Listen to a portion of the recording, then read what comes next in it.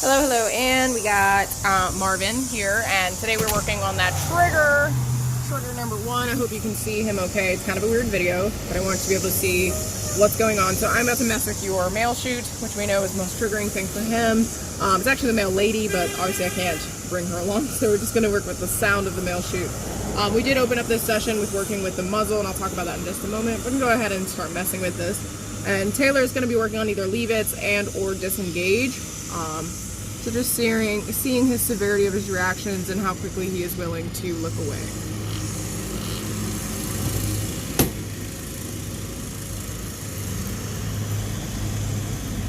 So as you can see, he just looked in my direction, but it doesn't seem like he barked. Typically when he barks, we can hear him pretty well.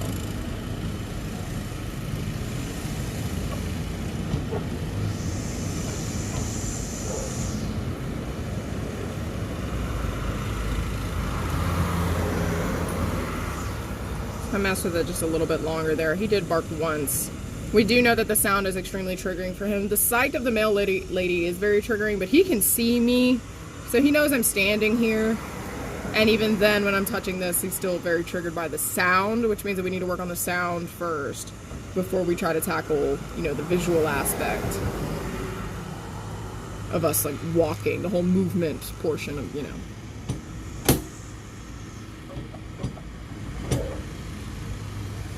I'm not sure if you can hear the male chute, but I'm messing with it. He's disengaging really well. It's really good to see.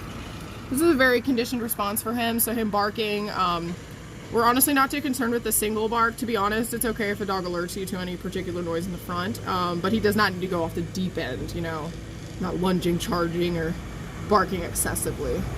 Alright, so I'm going to take myself out of the frame and attempt to continue to record this. I'm not standing behind the window now. My phone is here, but you shouldn't be able to see me. I'm messing with it right now.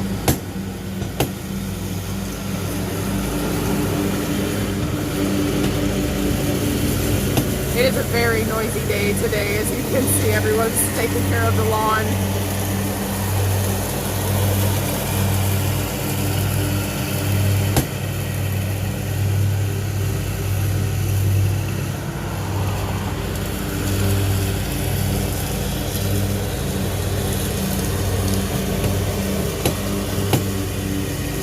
Like getting pretty used to this exercise.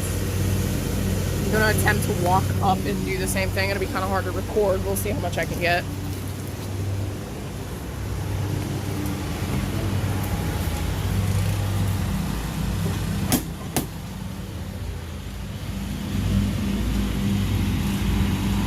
I walked away this time. Doesn't sound like there was a different reaction.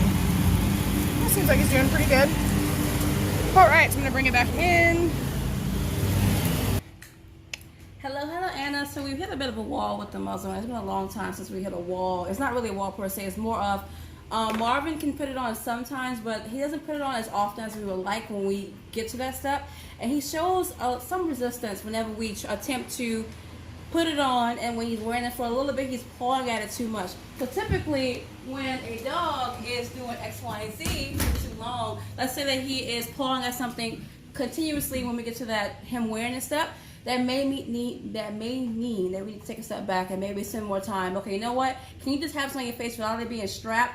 And do you understand that good things happen when the thing is on your face without it being fully on yet? It was a bit of a culture shock having it on fully fitted. We will get back to that step, but for right now, we're trying to see, you know what, sir? We understand where you're struggling at, but we're going to make sure that you understand that good things happen when you put your face in the muzzle. Now, right now, he's not even putting his face in, which is a good tell that he's like, okay, I really don't want to do this. So I'm going to help him out just a little bit like we did in the past. This is really gross. There's mayonnaise in here. Yeah.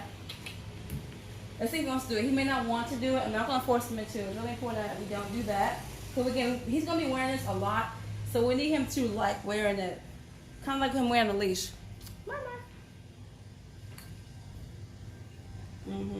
That's a good boy. So let's get back to, this is basically step 1. It never hurts to go back to our earlier steps if we need be. You really want to see where he struggles at. And putting his face in, of course, is where he's struggling at right now because he's tired. But That's a good boy. That's a good boy. So the step I really want you to focus on, though, let's say we get his face in like this.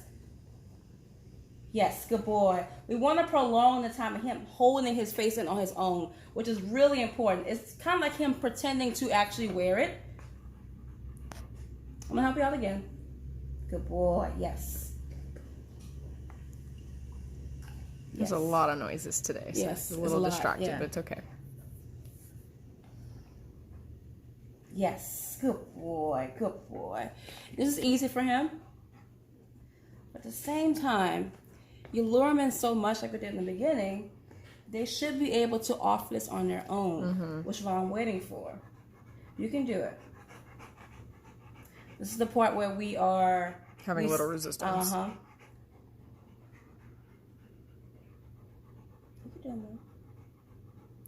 The other thing that'll help tremendously is we need some higher value treats to pull from, and think he needs a little more of a variety. So today, literally again, we just kind of mixed up some mayonnaise into his usual treats, but we do think adding maybe some deli meat, chicken strips, something, whether it is tuna, we're totally fine with shoving our hands in tuna, but we need it to be accessible so that we can keep pushing forward with this, because he's pretty much hit almost every step. But he should be offering this a little bit more. So I think he's going to be willing to offer it if, if the motivator's just a little bit higher. So just something to note. But he did really good today. We will schedule you up soon, and you let us know if you have any questions. Okay. See ya.